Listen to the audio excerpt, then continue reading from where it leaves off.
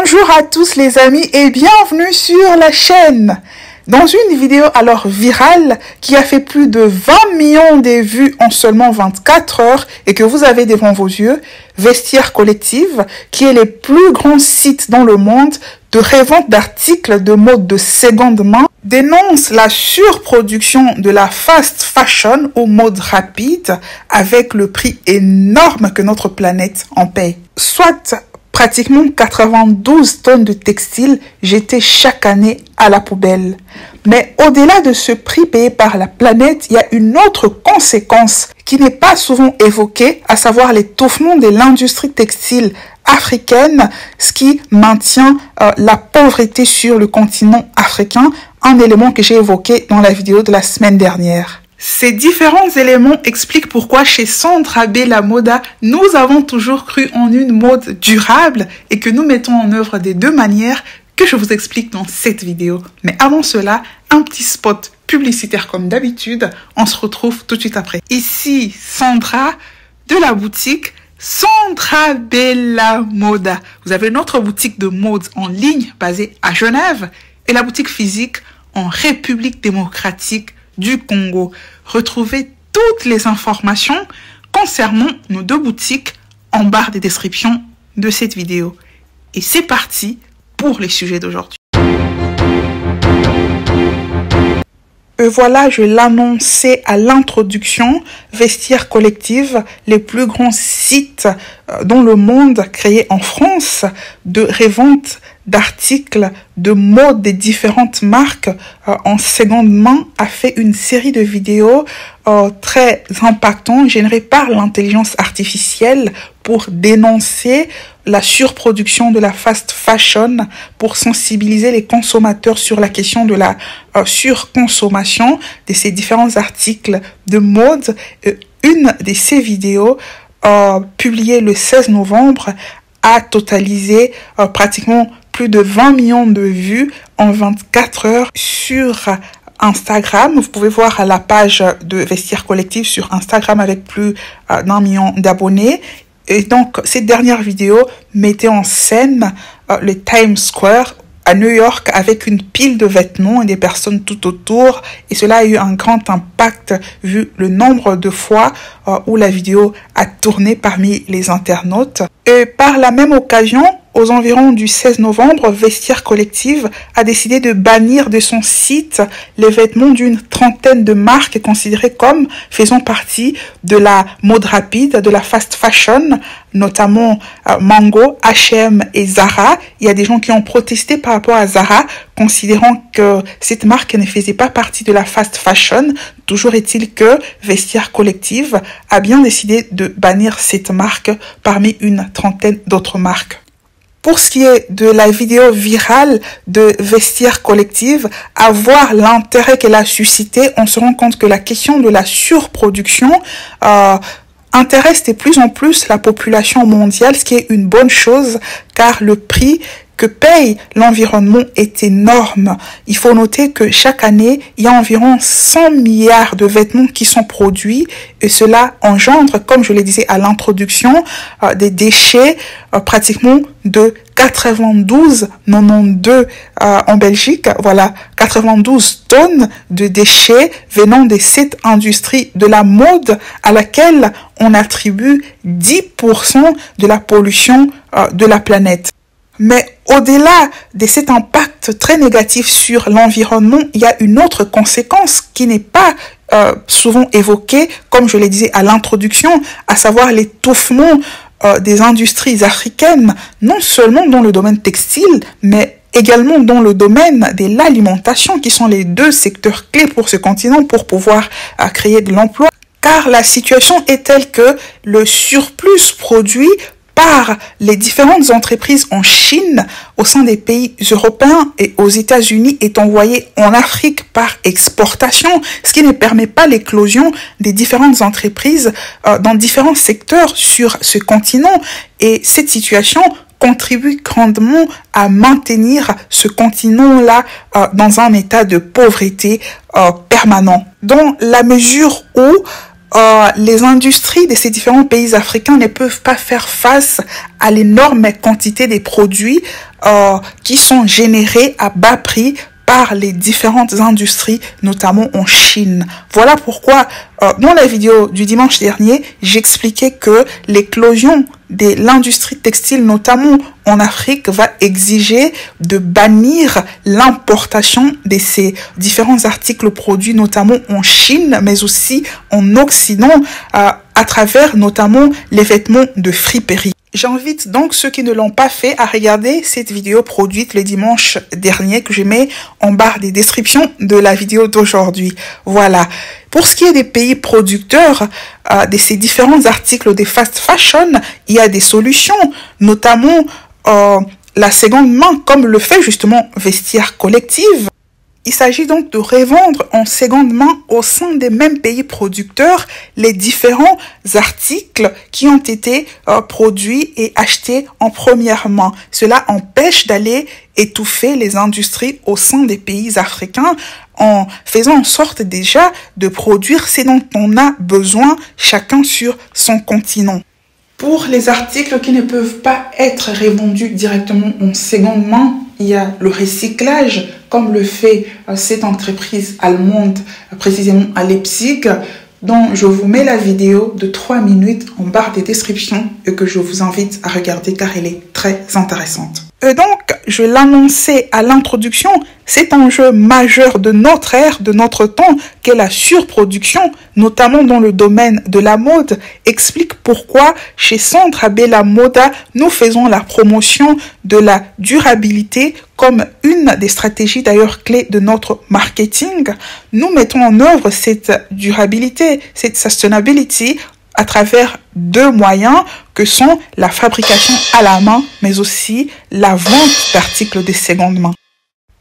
Le premier point de la fabrication à la main concerne les articles de notre propre marque, c'est-à-dire les articles que nous fabriquons dans le secteur de la mode, c'est-à-dire vêtements et accessoires de mode. Ces différents articles sont faits à la main, un procédé qui est par essence contraire à la surproduction, à la fast fashion, car en fabriquant à la main, on ne peut par définition pas faire de fast fashion, voilà, d'autant plus que nous ne sommes pas une très grande équipe, nous les fabriquons nous-mêmes, c'est-à-dire notre équipe basée en Occident, mais aussi avec une partie de notre équipe qui est basée en République démocratique du Congo. À noter qu'en plus de la fabrication à la main, nous avons un deuxième élément de durabilité pour ces articles, à savoir que nous utilisons du matériel recyclé essentiellement pour nos accessoires de mode faits à la main avec des perles et de la laine. Nous achetons des perles et de la laine recyclées essentiellement sur des marketplaces comme Etsy. Pour ceux qui sont dans la fabrication à la main, vous savez, c'est que cette marketplace Etsy, voilà, je vous expliquerai d'ailleurs dans l'une des vidéos prochaines pourquoi j'avais quitté cette marketplace après y avoir vendu cet ensemble-là, voilà. Je vous dirai la saga qui s'en était suivie, qui avait fait que je quitte cette marketplace Etsy, mais ce n'est pas le sujet de la vidéo d'aujourd'hui. Parlons de la vente, de l'écoulement de nos articles faits à la main pour ceux de nos clients qui ne sont pas basés au Congo ou qui sont dans d'autres villes et qui ne peuvent donc pas acheter nos articles physiquement. Nous utilisons le e-commerce et pour cela, nous utilisons 2 sites essentiellement.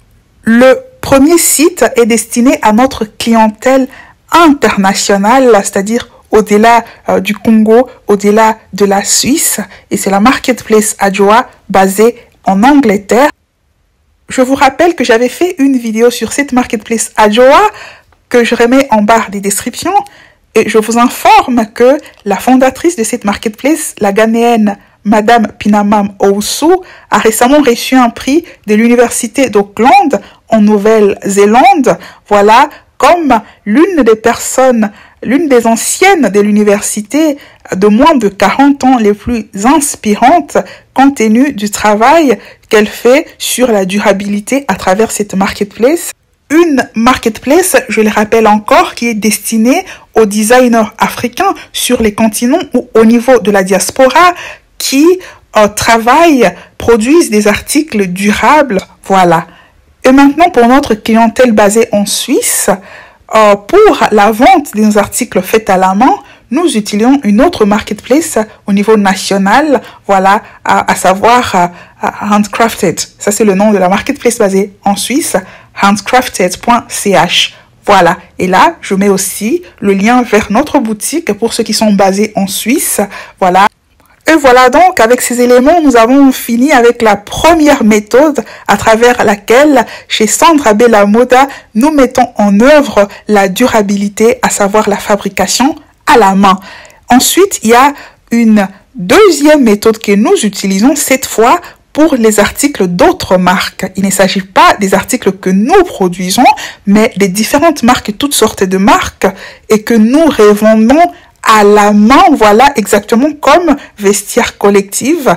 Nous revendons ces articles-là sur l'arène des marketplaces suisses en matière de vente d'articles de seconde main, ricardo.ch. J'avais déjà fait une vidéo également sur cette marketplace, sur notre boutique au sein de cette marketplace que je remets en barre de description. Il convient en effet de noter que la production à la main ne pourra jamais, voilà, couvrir toute la demande. Et d'ailleurs, je voudrais ajouter ici que nos articles faits à la main sont personnalisables, étant donné que c'est nous-mêmes qui les produisons. Nous les faisons en fonction de ce que veut le client. En revanche, cette production à la main ne peut pas couvrir toute la demande, donc il y aura toujours besoin d'une production industrielle, mais seulement nous avons des possibilités de mettre en œuvre la durabilité avec ces articles produits de manière industrielle. Et l'une de ces méthodes, en plus du recyclage, c'est la vente d'articles de seconde main. Je rappelle donc que sur ricardo.ch, nous vendons les articles de seconde main pour hommes, les articles de mode des grandes marques. Voilà, nous avons des articles notamment de Dolce Gabbana, nous avons des articles de Dior, ces différentes grandes marques, mais aussi des petites marques. Voilà, et ces articles sont très appréciés sur ricardo.ch. On ne triche pas avec les chiffres, voilà. En entrant au sein de la boutique, je mets le lien en barre de description, on voit c'est que les acheteurs disent par rapport à une boutique, et il y a une note qui est attribuée à chaque boutique. Nous sommes à plus de 78% sur 100 de bonnes notes. Les articles vendus sur cette plateforme revendue, nous les achetons au sein même de la plateforme ou ailleurs. D'ailleurs, je vous informe que si vous avez des articles de mode pour hommes, surtout des grandes marques dont vous voulez vous débarrasser, voilà, nous sommes toujours preneurs en fonction du prix que vous mettez. Voilà, donc il faut que ce soit une bonne affaire, car ce sont des vêtements, par exemple une veste à 2000 euros, 2000 francs suisses en première main, nous pouvons la vendre à 200 francs suisses, et c'est ces genres d'articles qui sortent beaucoup, voilà, car c'est une bonne affaire pour la personne qui achète. Et si vous décidez de nous vendre vos articles, voilà, pour hommes, nous demandons généralement au client s'il peut accepter de nous envoyer une photo que nous allons poster sur notre site, dans notre boutique, pour que, voilà, l'acheteur potentiel puisse voir l'habit sur la personne, voilà, le propriétaire est bien apprécié sur la personne, bien entendu, sans le visage pour besoin de confidentialité. Et donc, les personnes que vous voyez au sein de la boutique sont les différents mannequins, en fait, les personnes chez qui nous avons acheté ces articles, qui ont décidé, qui ont accepté de nous envoyer leurs photos. Et maintenant, c'est important de dire un mot par rapport au sac à main pour hommes et femmes de la marque essentiellement Gucci et Louis Vuitton, qui sont très appréciés sur ricardo.ch, exactement comme sur Vestiaire Collective. En fait, ces sacs à main généralement gardent leur valeur, car la différence de prix entre la vente en première main et en seconde main n'est pas aussi grande que pour les cas de vêtements, où nous sommes carrément à 5 fois voire 6 fois moins cher. J'avais d'ailleurs fait un test sur ricardo.ch avec mes propres sacs à main de marque Louis Vuitton et Gucci, et j'avais reçu plusieurs offres en moins d'1 heure. Ces sacs avaient été très appréciés, essentiellement ce grand sac de la marque Gucci qui a toujours été très apprécié, mais je ne voulais pas les vendre. Je voulais juste tester le marché dans l'hypothèse où je m'ai lancée aussi dans la seconde main pour femmes dans le futur. À noter qu'il est important de veiller à ce que les articles de marque que l'on vend sur cette plateforme soient authentiques, car on risque jusqu'à des poursuites judiciaires si on s'amuse à aller vendre des articles de contrefaçon sur cette marketplace qui est très sérieuse. Enfin, on peut évoquer le cas de montres de marque qui gardent leur valeur, comme les bijoux de valeur ou les sacs à main. La différence entre le prix en seconde main n'est pas très grande avec le prix en première main. Je vais par exemple vous parler de notre montre de la marque Paul Picot, actuellement en boutique, en acier inoxydable et en or 18 carats, que nous vendons à 2200 francs suisses ou euros. Voilà, le prix en première main aussi entre 2600 et 2900 francs, donc une bonne affaire. Voilà les amis, je vous ai présenté les deux méthodes par lesquelles chez Sandra Bella Moda nous mettrons en œuvre la durabilité face à ce fléau de fast fashion. Quelle est votre propre méthode pour mettre en œuvre la durabilité et protéger notre planète? Je vous dis au revoir et je vous souhaite un excellent dimanche. Rendez-vous le dimanche prochain pour une autre vidéo intéressante, croustillante comme d'habitude. Au revoir!